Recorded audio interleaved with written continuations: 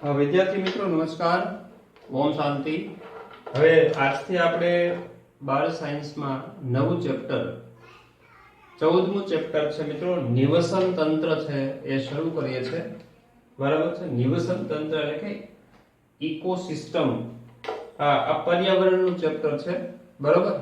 તો સૌથી પહેલા આપણે શરૂઆત કરીએ સામાન્ય પ્રશ્નથી કે ભાઈ નિવસન તંત્ર એટલે શું અને તેના પ્રકારો વિશે સામાન્ય માહિતી લખો। તો નિવસન તંત્રની વ્યાખ્યા આપી અને નિવસન તંત્ર છે એની પ્રકાર વિશે સામાન્ય માહિતી જોઈએ। તો સૌથી પહેલા નિવસન તંત્રની વ્યાખ્યા છે કે નિવસન તંત્ર એટલે પ્રકૃતિનો એક એવો ક્રિયાત્મક એકમ કે જ્યાં સજીવો એકબીજા સાથે તથા આસપાસના ભૌતિક પર્યાવરણ સાથે આંતરક્રિયાઓ કરે છે। બરાબર। ફરીથી વ્યાખ્યા જોઈએ કે નિવસન તંત્ર એટલે પ્રકૃતિનો એવો એક ક્રિયાત્મક એકમ છે। બરાબર। એવો ક્રિયાત્મક એકમ છે નિવસન તંત્ર કે જ્યાં સજીવો એકબીજા સાથે અને આસપાસના ભૌતિક પર્યાવરણ સાથે આંતરક્રિયાઓ કરે। સજીવો એટલે માનવ સહિતના બધા પ્રાણીઓ છે, વનસ્પતિઓ છે, ટોટલી સજીવો અને એની આસપાસનું ભૌતિક પર્યાવરણ એટલે મિત્રો નિર્જીવ ઘટકો। એટલે ટૂંકમાં એમ કેવું હોય કે સજીવો અને નિર્જીવો છે એ સાથે મળીને એક ક્રિયાત્મક એકમની રચના કરે છે, એને નિવસન તંત્ર કહેવામાં આવે છે।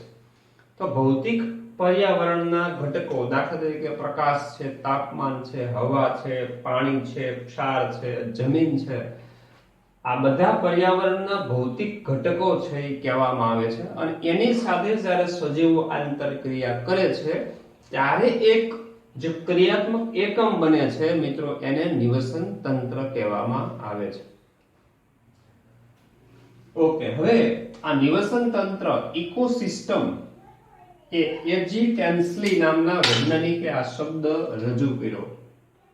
એજી કેન્સલી નામના વૈજ્ઞાનિકે બરાબર નિવસન તંત્ર એવો શબ્દ છે પ્રયોજન કર્યો છે। એજી કેન્સલી, ઇકોસિસ્ટમ વર્ડ ગિવન બાય એજી કેન્સલી। મિત્રો લગભગ 4 થી 5 વખત પીએમટી અને નીટની અંદર આ સવાલ પૂછાઈ ગયેલો છે। ઇકોસિસ્ટમ શબ્દ પ્રયોજન સૌપ્રથમ કોણે કરેલું છે? આ વૈજ્ઞાનિક એજી કેન્સલી।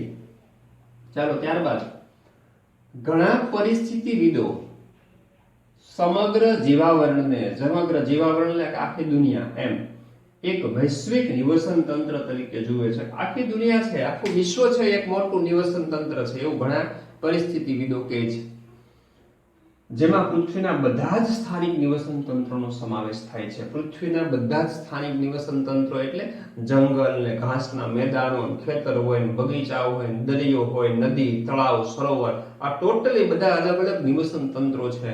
બરાબર। એ બધા જ નિવસન તંત્રો છે એ ભેગા મળીને એક આખું મોટું વૈશ્વિક નિવસન તંત્ર બને છે। બરાબર। એ આખું જીવાવરણ છે એ નિવસન તંત્ર તરીકે ગણવામાં આવે છે। હવે નિવસન તંત્રના પ્રકારો મિત્રો બે મુખ્યત્વે, સ્થળજ નિવસન તંત્ર અને જલદ નિવસન તંત્ર। સ્થળજ નિવસન તંત્ર એટલે જમીન ઉપરના નિવસન તંત્રો અને જલદ નિવસન તંત્ર એટલે પાણીના નિવસન તંત્રો છે। બરાબર। તો સ્થળજ નિવસન તંત્ર છે જમીન ઉપરના, તો એની અંદર મિત્રો જંગલ, તૃણભૂમિ એટલે કે ઘાસનું મેદાન છે, રણ છે, બરાબર, આ બધા છે જમીન ઉપરના નિવસન તંત્રો છે। પછી જલદ નિવસન તંત્રની વાત કરીએ તો પાણીની અંદર કેટલા મીઠા પાણીના નિવસન તંત્રો છે, કેટલા ખારા પાણીના નિવસન તંત્રો છે, બરાબર છે। તો જલદ નિવસન તંત્ર અહીંયા સાથે જોઈએ તો સમુદ્ર છે, નદી, તળાવ, સરોવર, જલપ્લવિત ભૂમિ। જલપ્લવિત ભૂમિ એટલે પાણીથી જે જળ તરબોળ જમીન હોય, બરાબર છે, દરિયાકાંઠાની જે ખાડીઓની જમીન છે, બરાબર, તો એ પાણીથી લથબથ હોય છે, પાણીથી ભરેલી હોય છે, એ જલપ્લવિત વનસ્પતિઓ કહેવાય। પછી મેલાનદમુખી વસવાટ કહેવાય। મિત્રો મેલાનદમુખી વસવાટ એટલે સમુદ્રનો મીઠા પાણીનો વસવાટ।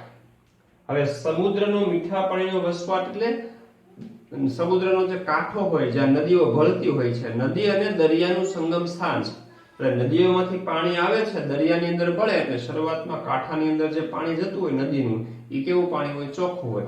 દરિયામાં ભળી ગયા પછી અમુક વિસ્તાર સુધી પાણી છે ચોખ્ખું હોય છે, પછી ખારું થઈ જાય, દરિયાની અંદર જતું રહે ત્યારે સમુદ્રનું પાણી મિક્સ થઈ જાય.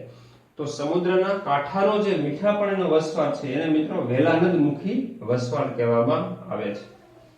પછી અહીંયા લખ્યું છે કૃષિ ક્ષેત્રો અને માછલી ઘર.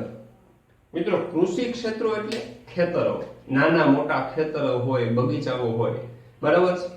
અને માછલી ઘર છે આ માનવ સર્જિત નિવસન તંત્રો છે, માનવે બનાવેલા છે. કારણ કે ખેતર છે, માનો કે કૃષિ ક્ષેત્ર છે તો એક ખેતરમાં સિઝન પ્રમાણે અલગ અલગ નિવસન તંત્ર બને.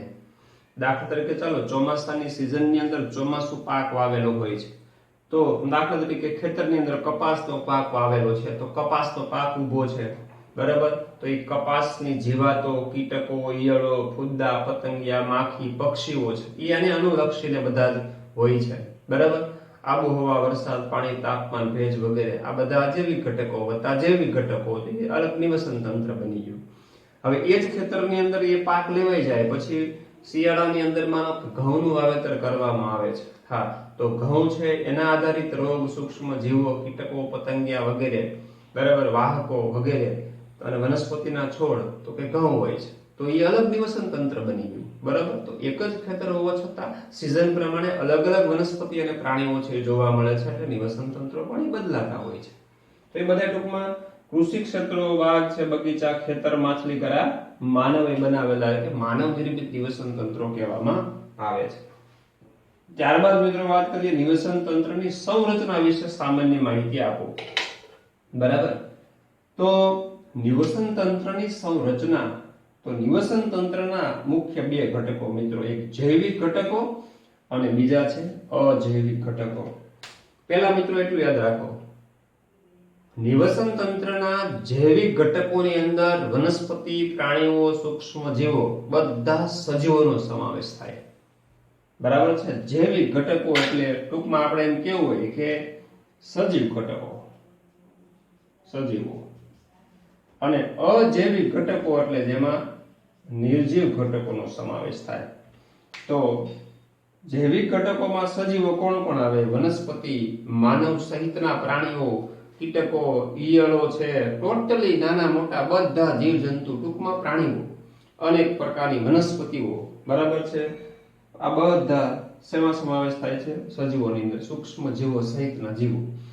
અજૈવિક ઘટકો નિર્જીવ ઘટકો છે, પવન, પાણી, હવા એટલે કે પવન, પાણી, પછી પ્રકાશ, તાપમાન, જમીન, ક્ષારનું પ્રમાણ, આ બધા ઘટકો છે એ શું કહેવાય છે?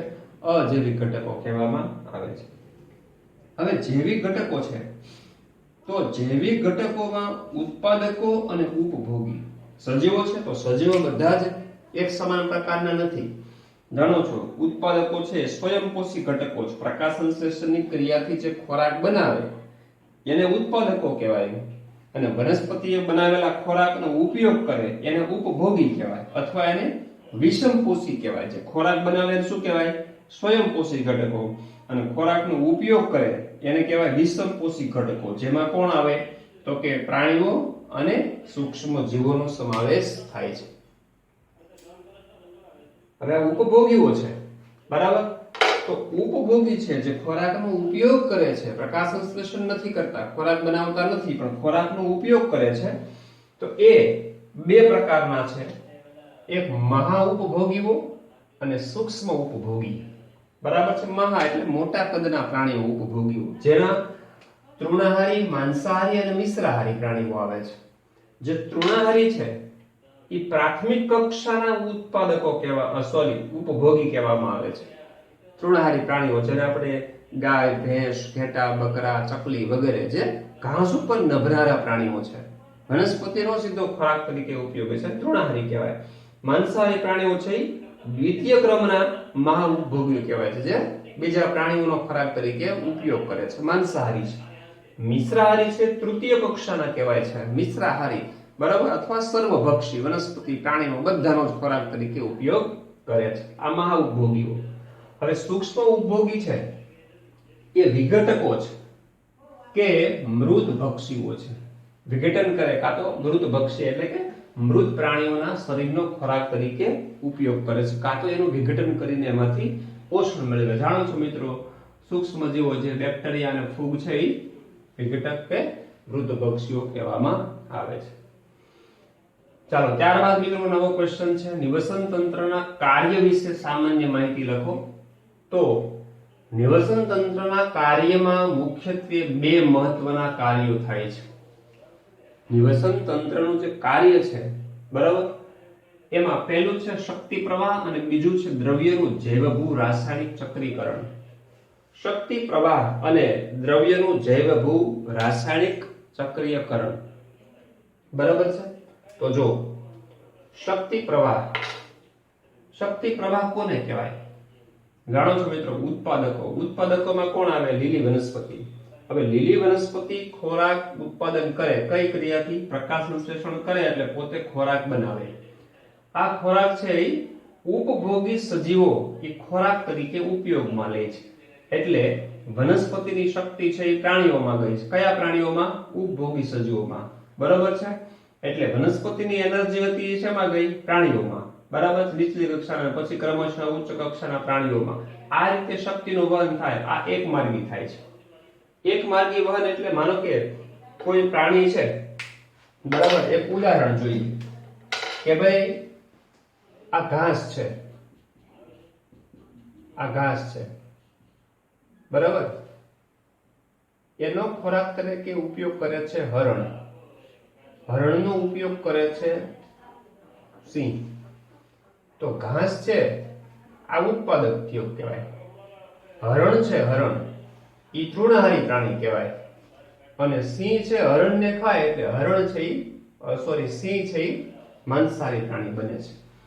તો હકીકતે ઘાસ જે છે એમની જે શક્તિ છે એ ક્યાંથી આવે છે? તો કે ઈ તો સૌર ઉર્જાનું શોષણ કરીને પ્રકાશ સંશ્લેષણની ક્રિયાથી આ ઉર્જા મેળવે છે, જે ખોરાક તરીકે સંગ્રહ પામે છે. એટલે આને ઉત્પાદક કહેવાય. એની શક્તિ એનર્જી ક્યાં ગઈ? હરણમાં. હરણની એનર્જી ક્યાં ગઈ? સિંહની અંદર. તો આ માર્ગ છે એક પ્રવાહી છે, એક જ તરફ આનું વહન થાય એટલે આને એક માર્ગી કહેવાય. ચાલો, સિંહની અંદર એનર્જી છે તો સિંહની એનર્જી હરણમાં ક્યારે ન આવે? હરણની એનર્જી ઉત્પાદકમાં ન આવે. ઉત્પાદકની પાસે સૂર્યમાં ન જાય.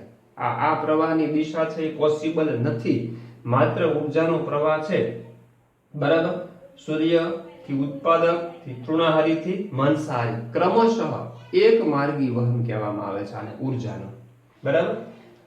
હવે નેક્સ્ટ પોઈન્ટ છે નિવસન તંત્ર એ જૈવિક અને અજૈવિક ઘટકોની, હા મિત્રો ખ્યાલ આવી ગયો હોવો જોઈએ. જૈવિક ઘટકો એટલે સજીવો, વનસ્પતિ, પ્રાણીઓ વત્તા સૂક્ષ્મ જીવો. અજૈવિક ઘટકો એટલે પવન, પાણી, વરસાદ, તાપમાન વગેરે. બરોબર છે. અજૈવિક ઘટકો વગેરેની આંતરક્રિયાથી વિકાસ પામતી એક ભૌતિક રચના, જેને આપણે શું કહીએ છીએ? નિવસન તંત્ર કહીએ છીએ. કોઈ એક નિવસન તંત્રની વનસ્પતિઓની અને પ્રાણી જાતિઓની ઓળખ તથા ગણના તેની જાતિઓના સંગઠનને રજૂ કરે છે. હવે મિત્રો એ ખબર છે જાતિ છે તો એક સરખા લક્ષણો ધરાવતા સમૂહને આપણે શું કહીએ છીએ? જાતિ. આંતર પ્રજનન કરવા માટે સક્ષમ હોય એવી. તો કોઈ એક નિવસન તંત્રની વનસ્પતિઓની અને પ્રાણી જાતિઓની ઓળખ અને ગણના તેની જાતિઓના સંગઠનને રજૂ કરે છે. બરાબર. તો એક નિવસન તંત્ર હોય તો એક નિવસન તંત્રમાં ઘણી બધી વનસ્પતિની જાતિઓ હોય, પ્રાણીઓની જાતિઓ હોય વગેરે. બરાબર. પછીનો વાક્ય છે વિવિધ સ્તરે રહેલા વિવિધ જાતિઓના ઉર્ધ્વસ્થ વિતરણને સ્તરીકરણ કહેવામાં આવે છે. સ્તરીકરણ મિત્રો બરાબર છે. સ્ટ્રેટિફિકેશન. તો સ્ટ્રેટિફિકેશન એટલે કે સ્તરીકરણ. વિવિધ સ્તરે રહેલા વિવિધ જાતિઓના ઉર્ધ્વસ્થ વિતરણને શું કહેવામાં આવે છે? સ્તરીકરણ, જેને અંગ્રેજીમાં સ્ટ્રેટિફિકેશન કહેવામાં આવે છે. હવે એક ઉદાહરણ જોઈએ એટલે આ સ્તરીકરણ કોને કહેવાય ખ્યાલ આવી જાય. માનો કે એક જંગલ છે. જંગલ એક નિવસન તંત્ર છે. તો જંગલની અંદર મોટા ભાગની વનસ્પતિઓ બરાબર છે આવેલી હોય. મોટા વૃક્ષો હોય છે, કેટલીક નાના કદના હોય છે, કેટલાક શુભ સ્વરૂપની વનસ્પતિ હોય, કેટલાક છોડ પ્રકારની વનસ્પતિ, વેલા પ્રકારની વનસ્પતિ, અસંખ્ય વનસ્પતિઓ જોવા મળે છે. પણ એમાં બધી જ વનસ્પતિઓ એક કેટેગરીમાં નથી આવતી, એના સ્તરીકરણ હોય છે. બરાબર છે? ઉચ્ચ સ્તર, બરાબર, સર્વોચ્ચ સ્તરે કોણ છે, એનાથી નીચે સ્તરે કોણ છે, એનાથી નીચે સ્તરે કોણ છે, તો એ કેવી રીતે નક્કી થાય? સ્તરીકરણ. તો જો વૃક્ષ હોય, હવે જંગલની અંદર વૃક્ષો છે એ પ્રથમ સ્થાન કહેવાય. આગવી કે પ્રભાવી વનસ્પતિ કહેવામાં આવે છે જંગલના વૃક્ષોને. તો વૃક્ષ એ નિવસન તંત્રમાં સર્વોચ્ચ એટલે કે ઉર્ધ્વસ્થ સ્થાને છે. બરાબર, સૌથી પહેલું સ્થાન જંગલમાં કોનું? તો કે વૃક્ષનું, કારણ કે વૃક્ષનું કદ કેવું હોય? મોટું હોય, સંખ્યા વધારે હોય છે. ત્યારબાદ ક્ષુપ આવે, એના કરતા નાના, તો એ દ્વિતીય સ્તરે આવે. અને છોડ છે એનાથી નાના હોય, બરાબર. અને તૃણ, ઘાસ નાના હોય, તો છોડ અને તૃણ એટલે કે ઘાસ પ્રકારની નાની નાની જે વનસ્પતિ હોય છે એ નિમ્ન સ્તરે ગોઠવાયેલી હોય છે, એટલે કે સૌથી નીચેના સ્તરે ગોઠવાયેલી હોય છે. તો મિત્રો આ સ્તરીકરણની વાત થઈ ગઈ. કેમ? સૌથી નીચેના તળિયાના ભાગે, બરાબર, શું આવે? છોડ અને તૃણ. એના કરતા ઉપર કોણ આવે? ક્ષુપ એટલે કે દ્વિતીય સ્તરે. અને સર્વોચ્ચ સ્તરે, પ્રથમ સ્તરે જંગલના પ્રભાવી સમૂહ કોણ? તો કે વૃક્ષો, કારણ કે એની સંખ્યા વધુ હોય અને કદમાં પણ એ મોટા હોય છે. તો જંગલ નિવસન તંત્રમાં સર્વોચ્ચ ઉચ્ચ સ્તરે કોણ આવેલું હોય? બરાબર છે, વૃક્ષ. પછી દ્વિતીય સ્તરે કોણ હોય? ક્ષુપ.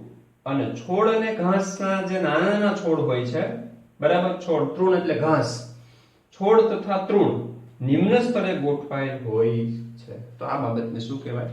સ્તરીકરણ કહેવાય. બરાબર. તો મિત્રો ત્રણ આપણે નાની નાની થિયરી આપણે જોઈ. નિવસન તંત્ર એટલે શું, એના વિવિધ પ્રકાર વિશે સામાન્ય માહિતી જોઈએ, નિવસન તંત્રની સંરચના વિશેની માહિતી જોઈ, અને નિવસન તંત્રના કાર્ય વિશેની માહિતી આપણે જોઈ. નેક્સ્ટ લેક્ચરમાં આગળ વધશું. ઓમ શાંતિ.